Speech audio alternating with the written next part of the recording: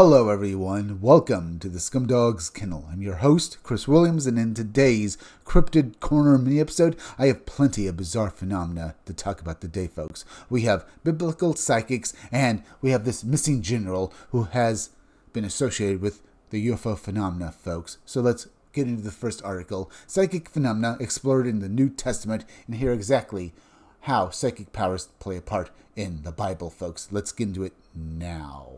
In October 2025, during a presentation in Sedona, Arizona, Dr. Raymond A. Keller revisited one of the most enduring questions in biblical and paranormal study: how much psychic and supernatural experience is actually embedded in the New Testament record. From angelic messages to dream communication and visionary contact, the scriptural accounts he references have long stood at the crossroads of religion, mystery, and human perception. The deeper issue is not only what was seen, but also how these encounters were understood and whether similar patterns still echo today.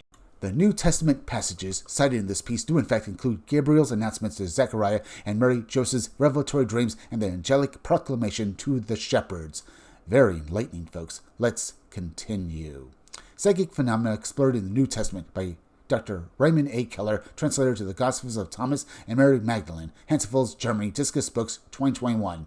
Angelic visitations. Numerous accounts of paranormal and psychic phenomena can be found in the pages of the New Testament. Even before Jesus was born, angels were appearing. The angel Gabriel took an active part in announcing to Zacharias the birth of his son John, who would become better known as the Baptist, the desert prophet and forerunner of his younger cousin, Jesus the Christ. Gabriel would also appear to Mary to reveal that she would become the mother of the Savior. Luke 1:38, and to her prospective husband Joseph in a dream, telling him that it would be good if he married Mary. Matthew 1:18-24, and took her son Jesus down to Egypt and out of danger from Herod and his henchmen, and also when it would be safe for them to return. Matthew 2:13-23. In Luke 2:8-20, we find the account of the angel of the Lord announcing the Savior's birth to shepherds tending their flocks of sheep on that cold, starry night. The angel told them that the Messiah would be born in the nearby city of David, Bethlehem, and would be found lying peacefully in a manger. This baby would turn out to be the Messiah, not only for the occupied nation of Israel, but also for the entire human race. Immediately after the angel of the Lord made this spectacular announcement, a chorus of angels singing praises to the newborn baby Jesus materialized out of nowhere. Totally awed, and the shepherds departed that Judean hillside to trek over to Bethlehem and pay homage to the birth of this newborn king. As any student of the Bible can tell you, angels are always nearby watching over us, protecting us, and sometimes doing battle against the forces of darkness on our behalf. They often send us wise guidance, and occasionally they will intervene and heal us of our sundry diseases or wounds. There are countless angels dispatched through the earth, certainly enough so that every human being can rest assured that they have a guardian angel personally assigned to them. On Friday, 24th October 2025, I was in the public library in Sedona, Arizona, with Angia Schaefer of Discus Books in Hansfels, Germany, the publisher of my Gospels of Thomas and Mary Magdalene, presenting a PowerPoint lecture on sensing the presence of angels, dreaming about them, hearing their voices, clairaudience, seeing them, clairvoyance, or detecting them through the manifestations of signs and synchronicities. Of course, when you see an angel, it may be in a vision or under a rare circumstances. It may appear in a physical form like that of a human being. As my friend Omnik Onik, the ambassador from Venus, has explained, angels hail from another dimension located on other planets of a lighter, unobstructed density of the astral plane. Angels can lower their rate of vibration frequency to interact with human beings to carry out missions of assisting us to get out of dire situations, or if yet a higher celestial being deems it necessary for them to manifest their angelic presence to you, if it might serve to strengthen your faith or restore tranquility to your soul. Very interesting, folks, but we'll talk more about this later. Let's get to the next article. Missing retired U.S. Air Force General William Neal McGasland draws new scrutiny because of his UFO-era connections. A silver alert remains tied to the disappearance of retired U.S. Air Force Major General William Neal McGasland, who was last seen in northeast Albuquerque on February 27, 2026. What would already be a serious missing person case has drawn wider attention because McGasland once led the Air Force Research Laboratory at Wright-Patterson base, long associated with Project Blue Book and other UFO lore. The facts, at least so far, are narrow and sobering. Authorities say McGasland vanished without a confirmed clothing description, without a known direction of travel, and with medical concerns significant enough to trigger a silver alert. At the same time, national media and UFO-focused commentators have begun threading his name back into older disclosure narratives, even though there is currently no public evidence tying his disappearance to classified programs, UFO files, or foul play.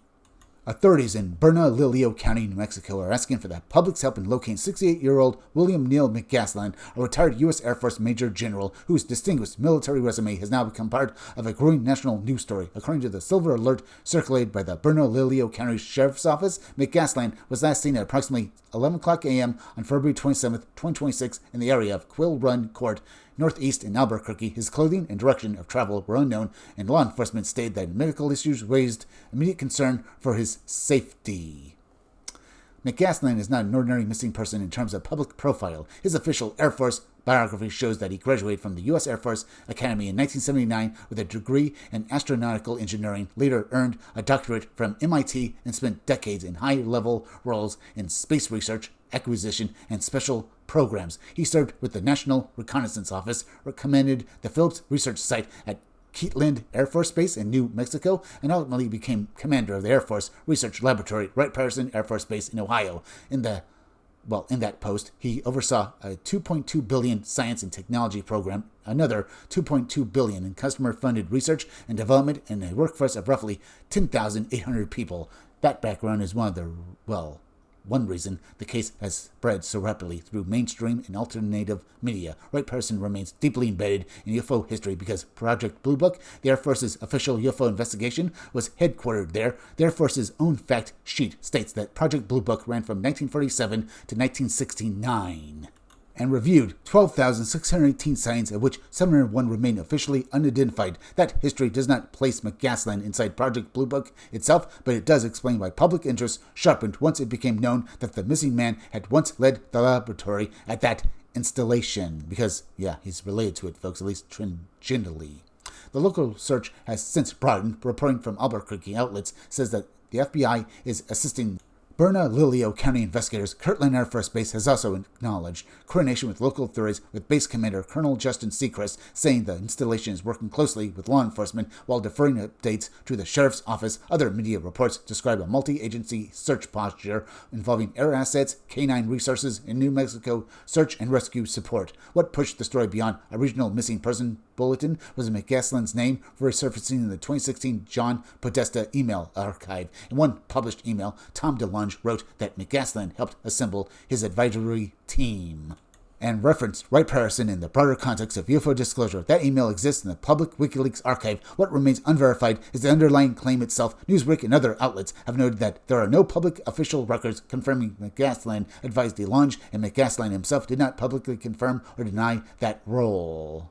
That older disclosure angle is now being amplified because the disappearance came shortly after President Trump said he would direct agencies to begin releasing government files related to aliens, extraterrestrial life, and UFOs. Reuters reported that statement on February 19th. That timing has fueled speculation across social media and in some broadcast coverage. Still, timing is not evidence. At this point and stage, there is no public indication from law enforcement that McGasland's disappearance is connected to UFO disclosure, classified aerospace programs, or any criminal conspiracy. The case remains first and foremost a search for a vulnerable missing man. The available facts point to a concern, not answers. McGasland left behind questions because of who he was and where he worked, but the official posture remains clear. Find him, determine what happened, and avoid outrunning the evidence. Because, folks, people don't want to basically mythologize this story that this guy was killed, in the pursuit of UFO disclosure, folks. But there is something strange going on here, folks. This guy went missing around the same time as, Trump basically said he was going to disclose the truth about aliens. I'm not saying he was killed by the government.